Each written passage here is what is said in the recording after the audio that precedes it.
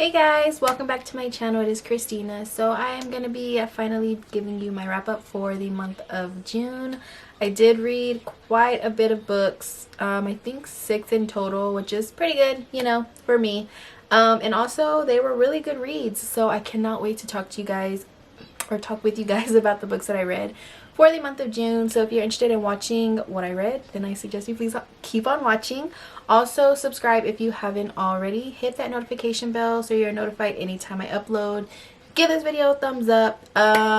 You guys already know how I feel about wrap-ups, so we are gonna try our best, or I am gonna try my best to give you guys the best wrap-up I can possibly give, because I had a good reading month and I really want to talk to you guys about what I read and my thoughts and why I rated it. So yeah, without further ado, let's go ahead and jump into the video. So the first book I want to talk about, because I don't have physically with me, that is Simon versus the Homo Sapiens Agenda by Becky Albertalli. I believe I'm saying her name right, but you guys know I'm not good with names.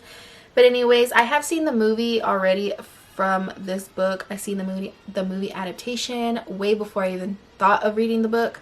And I really loved the movie. I thought it was really cute, and also somewhat relatable. So yeah, in this story we follow Simon, who is a teenage boy who is secretly gay. He hasn't come out to the world, and he actually talks to a pen pal, but through email. I don't know what you would call that. And the person he's talking to is also anonymous, like he goes by a different name, a pen name. So does Simon, until one day he happens to leave his emails open and a classmate sees everything that he has messaged between him and the person he is messaging to. And this friend, or this classmate, ends up blackmailing him in order to get him close with one of Simon's other friends, who happens to be like this popular girl that he's super obsessed with. So yeah, I think I did pretty good with that one. I hope I wasn't, I mean, it sounded like I gave you guys a good review on that, a little backstory on it. So yeah, I thought this book was super cute, just as much as the movie was. I gave this book a 5 out of 5 stars. I definitely would pick this book up again and reread it. I really enjoyed it, and I don't have a physical copy of my own, but I do plan on purchasing it pretty soon. And I don't think I mentioned, I never thought about picking this book up until Kevin from Irish Reader said that this was one of his all-time favorite books. So yeah, I decided to pick it up because he said it was his favorite book, and I kind of trust his judgment when it comes to books. So yeah, I will leave his channel down below. If you don't know who he is, you guys should know who he is. He's super funny and I love watching him. He's such a treat and he's just so enjoyable to watch. The second book I finished was On the Come Up by Angie Thomas. So the thing I chose to do this month was read 2 of the most anticipated books on my TBR, 2 LGBTQIA plus, I hope I said that right, books, and then also 2 Black authors. So that's why I chose to pick up On the Come Up by Angie Thomas. Now, I've really been wanting to read this book for a while, ever since I read The Hate You Give by Angie Thomas, but you know, I got in the mix of wanting to read what everybody was reading, so I kind of put this book on the back burner. And now that I feel that it's important to support our Black authors, I went ahead and picked this up for the month of June. Sorry if you see like the glare, it has like the film, because this is a library copy. So yeah, in this story we follow a teenage girl named Brianna, and she is trying to be an aspiring rapper, but along that she's struggling with being in her father's footsteps, because her father happened to be an underground rapper who passed away when she was very young. So a lot of people in the neighborhood know her as her father's daughter and not just her own person. So she's kind of trying to branch out from that. She wants people to see her as her own person and not just his daughter.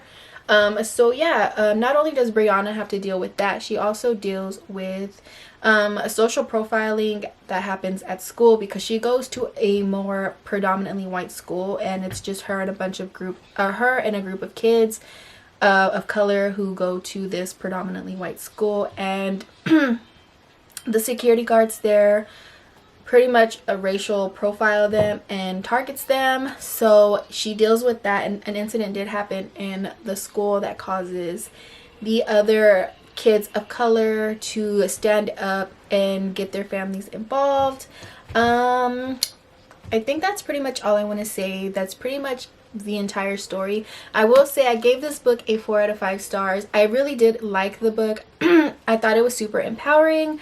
I thought it had a powerful message behind it, but this is my personal opinion. This has nothing, sorry, I got hot Cheetos on my lips. This is my personal opinion. This has nothing to do with the writer, but me, I kind of would get really frustrated with Brianna because she is a 16-year-old girl.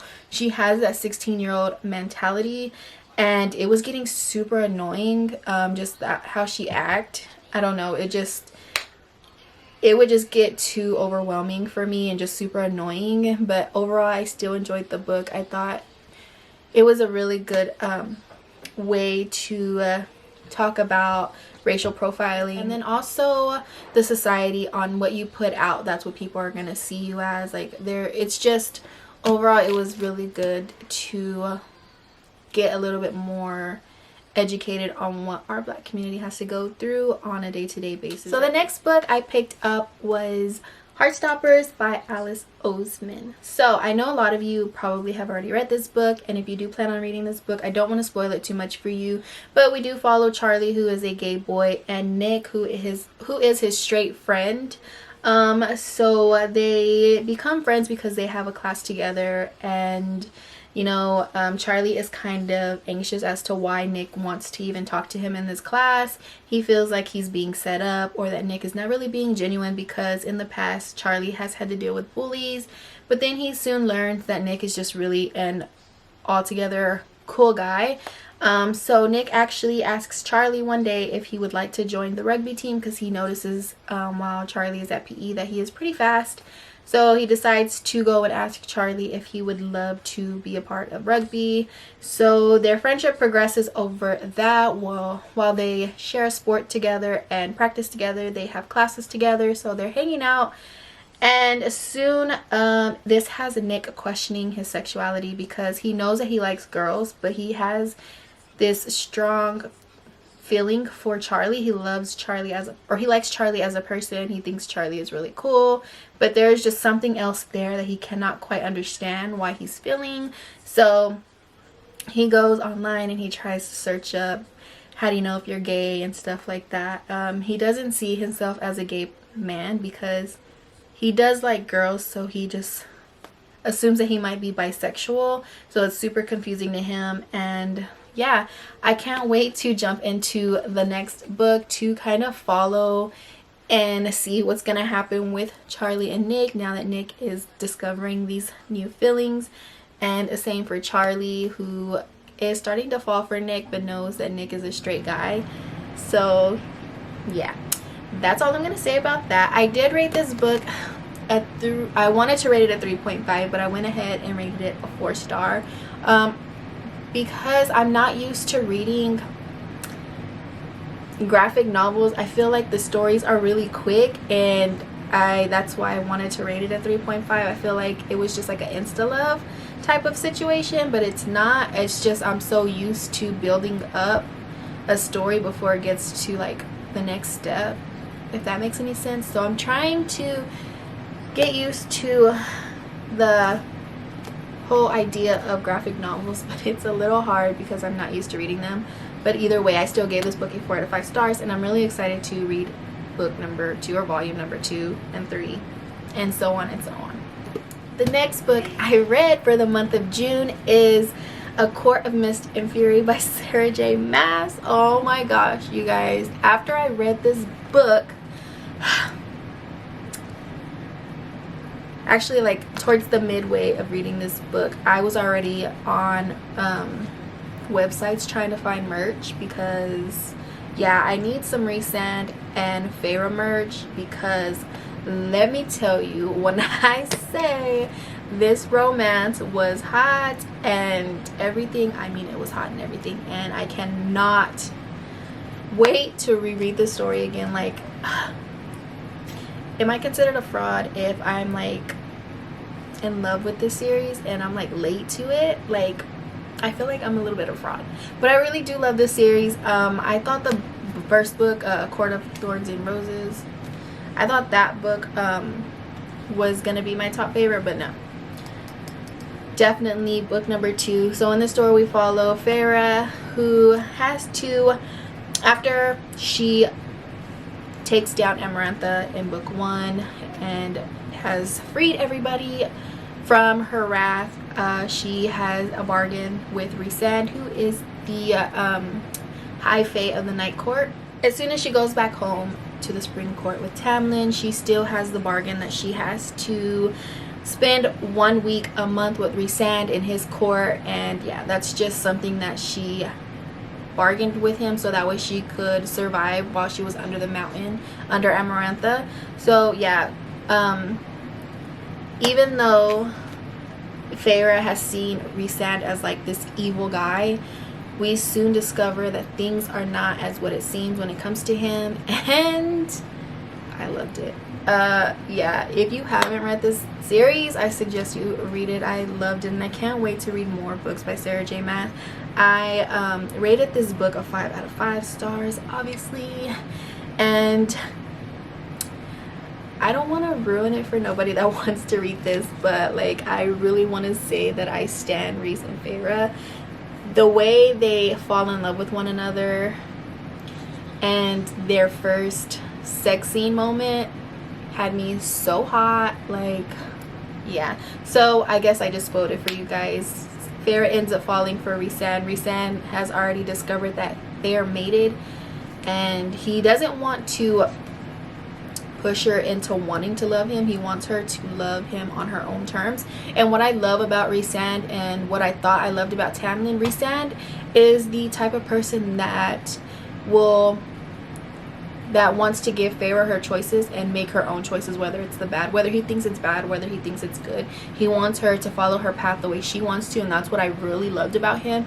Now Tamlin, I did love him in book 1, but after everything that he's been through with Under the Mountain with Amarantha, and he never, I understand why he was so overprotective of Feyre, and why he kept her inside and didn't want her to go out and do anything. He didn't want her to get hurt, and I understand, but I also don't understand why he behaved the way he did. He was really like controlling, and he treated Feyre more of like his toy other than like his partner, you know, since she did all this for him. I feel like he didn't hold her up there right along with him. She was still like below him, if that makes any sense. So yeah, that's one thing. That's another thing that why I fell in love with Rhysand, is because the way he is with her, he wants her to choose for herself, and he reminds her constantly like, it's your choice, whatever you want to do, it's your choice. So I think that's another reason why she fell in love with Rhysand too, is because he literally gave her own mind. Like, she had her own mind and he embraced it, and he always reminded her. So yes, I love this, and I'm still gonna buy merch. I am a Sarah J Maas fan, especially with the series, and I can't wait to reread it. So the next book I read obviously was the 3rd book, and that is A Court of Wings and Brewing by Sarah J Maas. Let me tell you, I did like this story, and I did give it a 5 out of 5 stars. I was really going close to a 4 out of 5 stars until we got towards the end, when stuff started picking up and it was just getting good, and my mind was blowing with every chapter. Like, I could not get enough.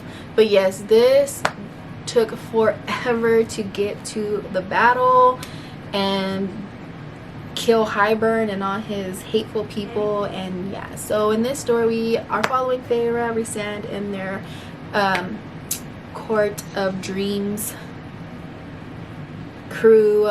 They are gathering together, trying to put all the courts together so that way they can go and fight Hybern, who is a king that has these massive powers and decides to wipe out the wall that divides the Feyland and the human world, so that way he can like rule everything and take back what is his. what he thinks is his. So yeah, that's pretty much what we talk about throughout the whole story. Not only that, Feyre's sisters get entangled with all of it and end up having to live in fairyland. I don't know what it's called. Prithia. I'm so dumb. Yeah. So yeah, the whole story is pretty much Feyre and Rhysand and everyone trying to bring all the other courts together so that they can take down Hybern and just keep the peace. So yeah, I rated this book a 5 out of 5 stars. I think I did say that already. It was genius. I loved it. I didn't love it as much as the second one, but I still enjoyed it, and I still would reread this story all over again. The last book I read, you guys, and I'm so glad I didn't even have the physical copy whenever I read this book. I listened to it on audio, but my sister sent this to me for my birthday, and I'm so glad she sent it. I think when she came down for a weekend, I was telling her about this story, but I didn't tell her the name, and it's crazy. I don't remember telling her the name, but it's crazy. Whenever I got this book in the mail, I was like, oh my gosh, you know me so well. I was literally gonna pick this book up, and now I don't have to because she sent it to me, and I was really excited. And that is Felix Ever After by Casey Calendar. This was a really, really good read. It was nice to get a glimpse into the world of a trans, and in this story we follow Felix, who is trans. He's from, obviously, born a girl and transitioned to a boy, and we follow him really trying to discover his path, and he doesn't really feel like he's worthy of love. So yeah, that's what he struggles with until one day he ends up going to school, or he shows up at school and he sees that his past self is all over the walls along with his dead name. He thinks it's one of his enemies that, or like not his enemies, but somebody that doesn't really get along with him. He thinks it's him that has done this. So what he does is he goes online and tries, or he makes this profile, and he tries to catfish this guy, but then he soon discovers that it wasn't him that hung up all his pictures and posted his dead name. And yeah, he ends up being a part of this love triangle because he ends up falling for the guy that he's trying to catfish, and then he learns that his best friend is actually in love with him, and it's just one big old love triangle. I forgot to mention that Felix is actually friends with a bunch of people part of the LGBTQIA community, which is so awesome that he is actually friends with people that are in his, that can understand and really relate to him. So yeah, when they finally discover who actually like dead named him and all that, one of his friends, and I freaking love her, like as soon as I heard, like whenever I was listening to the audio and she started talking, I was like, yes girl, like I stan, like we stan you, like you are the kind of friend that everybody needs. So this is what she says. I even highlighted it.